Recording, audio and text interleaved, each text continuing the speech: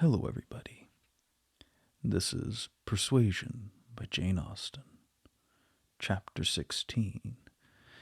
There was one point which Anne, on returning to her family, would have been more thankful to ascertain, even than Mr. Elliot's being in love with Elizabeth, which was her father's not being in love with Mrs. Clay, and she was very far from easy about it when she had been at home a few hours. On going down to breakfast the next morning, she found there had just been a decent pretense on the lady's side of meaning to leave them. She could imagine Mrs. Clay to have said that now Miss Anne was come, she could not suppose herself at all wanted. For Elizabeth was replying in a sort of whisper, "That must not be any reason indeed. I assure you I feel it none. She's nothing to me compared with you." And she was in full time to hear her father say, "My dear madam, this must not be. As yet you've seen nothing of Bath. You've been here only to be useful. You must not run away from us now. You must stay to be acquainted with Mrs. Wallace, the beautiful Mrs. Wallace. To your fine mind, I well know the sight of beauty is a real gratification." He spoke and looked so much in earnest that Anne was not surprised to see Mrs. Clay stealing a glance at Elizabeth and herself. Her countenance perhaps might express some watchfulness, but the praise of the fine mind did not appear to excite a thought in her sister. The lady could not but yield to such joint entreaties and promised to stay. In the course of the same morning, Anne and her father chancing to be alone together, he began to compliment her on her improved looks. He thought her less thin in her person, in her cheeks, her skin, her complexion greatly improved, clearer, fresher. Had she been using anything in particular? No, nothing. Merely Gowland, he supposed. Nothing at all. Ha, he was surprised at that, and added, "Certainly you cannot do better than continue as you are. You cannot be better than well, or I should commend Gowland, the constant use of Gowland during the spring months. Mrs. Clay has been using it at my recommendation, and you see what it's done for her. You see how it carried away her freckles." If Elizabeth could have heard this, such personal praise might have struck her, especially as it did not appear to Anne that the freckles were at all lessened. But everything must take its chance. The evil of the marriage would be much diminished if Elizabeth were also to marry. As for herself, she might always command a home with Lady Russell. Lady Russell's composed mind and polite manners were put to some trial on this point in her intercourse in Camden Place.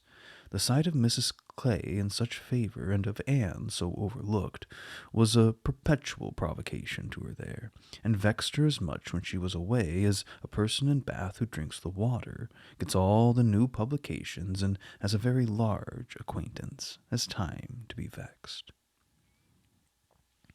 As Mr. Elliot became known to her, she grew more charitable, or more indifferent towards the others. His manners were an immediate recommendation, and on conversing with him she found the solid so fully supporting the superficial that she was at first, as she told Anne, almost ready to exclaim, "Can this be Mr. Elliot?" and could not seriously picture to herself a more agreeable or estimable man. Everything united in him, good understanding, correct opinions, knowledge of the world, and a warm heart. He had strong feelings of family attachment and family honor, without pride or weakness. He lived with the liberality of a man of fortune, without display. He judged for himself in everything essential, without defying public opinion in any point of worldly decorum. He was steady, observant, moderate, candid, never run away with by spirits or by selfishness, which fancied itself strong feeling, and yet with a sensibility to what was amiable and lovely, and a value of all the felicities of domestic life, which characters of fancied enthusiasm and violent agitation seldom really possess. She was sure he had not been happy in marriage. Colonel Wallace said it, and Lady Russell saw it, but it had been no unhappiness to sour his mind, nor, she began pretty soon to suspect, to prevent his thinking of a second choice. Her satisfaction with Mr. Elliot outweighed all the plague of Mrs. Clay. It was now some years since Anne had begun to learn that she and her excellent friend could sometimes think differently, and did not surprise her, therefore, that Lady Russell should see nothing suspicious or inconsistent, nothing to require more motives than appeared in Mr. Elliot's great desire of a reconciliation.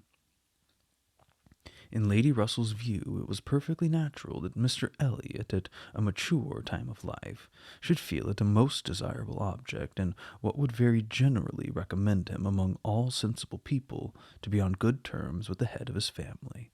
The simplest process in the world of time upon a head naturally clear, and only erring in the heyday of youth. Anne presumed, however, still to smile about it, and at last to mention Elizabeth. Lady Russell listened and looked, and made only this cautious reply. Elizabeth? Very well. Time will explain. It was a reference to the future, which Anne, after a little observation, felt she must submit to. She could determine nothing at present.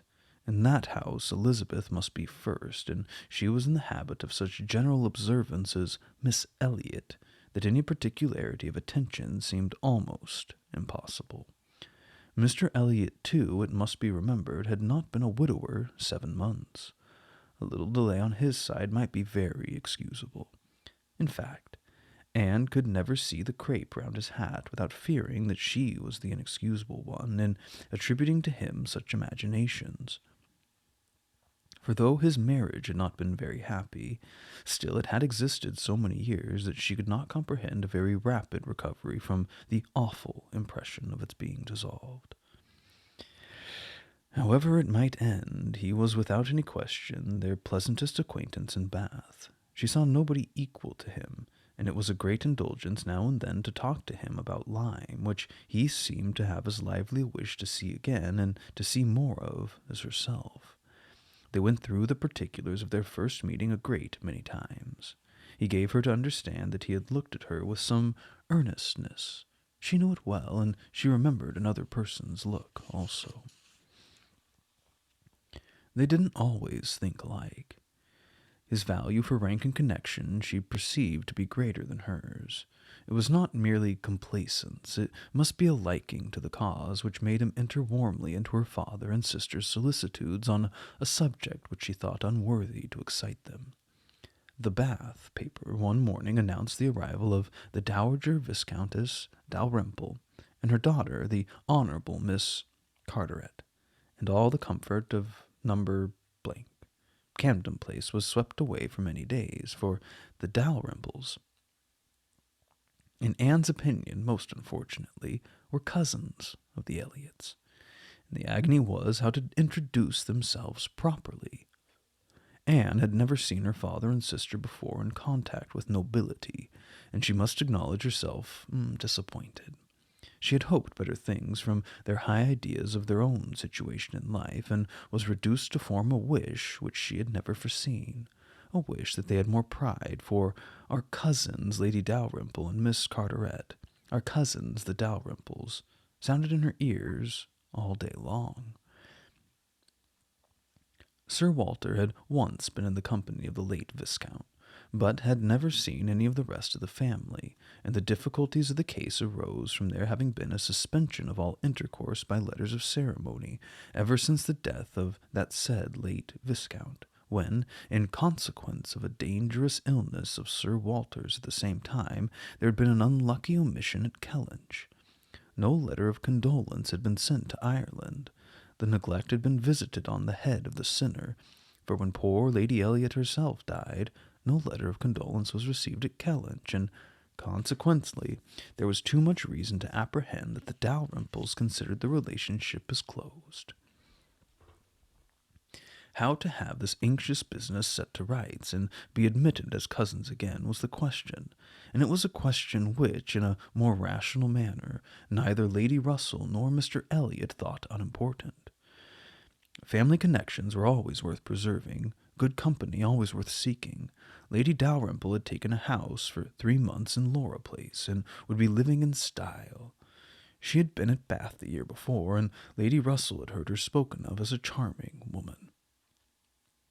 It was very desirable that the connection should be renewed.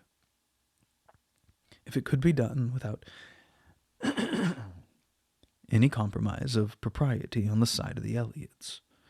Sir Walter, however, would choose his own means, and at last wrote a very fine letter of ample explanation, regret, and entreaty to his right honourable cousin. Neither Lady Russell nor Mr. Elliot could admire the letter, but it did all that was wanted in bringing 3 lines of scrawl from the Dowager Viscountess. She was very much honoured, and should be happy in their acquaintance. The toils of the business were over. The sweets began. They visited in Laura Place. They had the cards of Dowager Viscountess Dalrymple and the Honourable Miss Carteret to be arranged wherever they might be most visible, and our cousins in Laura Place, our cousins Lady Dalrymple and Miss Carteret, were talked of to everybody. Anne was ashamed. Had Lady Dalrymple and her daughter even been very agreeable, she would still have been ashamed of the agitation they created. But they were nothing. There was no superiority of manner, accomplishment, or understanding. Lady Dalrymple had acquired the name of a charming woman, because she had a smile and a civil answer for everybody. Miss Carteret, with still less to say, was so plain and so awkward that she could never have been tolerated in Camden Place but for her birth. Lady Russell confessed that she had expected something better, but yet it was an acquaintance worth having. And when Anne ventured to speak her opinion of them to Mr. Elliot, he agreed to their being nothing in themselves, but still maintained that as a family connection, as good company, as those who would collect good company around them, they had their value. Anne smiled and said, "My idea of good company, Mr. Elliot, is the company of clever, well-informed people, who have a great deal of conversation. That's what I call good company." "You're mistaken," said he gently. "That's not good company. That is the best. Good company requires only birth, education, and manners, and with regard to education is not very nice. Birth and good manners are essential, but a little learning is by no means a dangerous thing in good company. On the contrary, it will do very well. My cousin, Anne, shakes her head. She's not satisfied. She is fastidious. My dear cousin, sitting down by her, you have a better right to be fastidious than almost any other woman I know, but will it answer? Will it make you happy? Will it not be wiser to accept the society of these good ladies in Laura Place and enjoy all the advantages of the connection as far as possible? You may depend upon it that they will move in the first set in Bath this winter, and as rank is rank, your being known to be related to them will have its use in fixing your family, our family, let me say, in that degree of consideration which we must all wish for." "Yes," sighed Anne, "we shall indeed be known to be related to them." Then recollecting herself, and not wishing to be answered, she added, "I certainly do think there has been by far too much trouble taken to procure the acquaintance. I suppose," smiling, "I have more pride than any of you, but I confess it does vex me that we should be so solicitous to have the relationship acknowledged, which we may be very sure is a matter of perfect indifference to them. Pardon me, my dear cousin, you're unjust to your own claims. In London, perhaps, in your present quiet style of living, it might be as you say, but in Bath, Sir Walter Elliot and his family will always be worth knowing, always acceptable as acquaintance." "Well," said Anne, "I certainly am proud, too proud to enjoy a welcome which depends so entirely upon place." "I love your indignation," said he. "It's very natural. But here you're in Bath, and the object is to be established here with all the credit and dignity which ought to belong to Sir Walter Elliot. You talk of being proud. I'm called proud, I know, and I shall not wish to believe myself otherwise. For our pride, if investigated, would have the same object, I have no doubt, though the kind may seem a little different. In one point, I'm sure, my dear cousin," he continued, speaking lower, though there was no one else in the room, "in one point, I'm sure, we must feel alike. We must feel that every addition to your father's society among his equals or superiors may be of use in diverting his thoughts from those who are beneath him."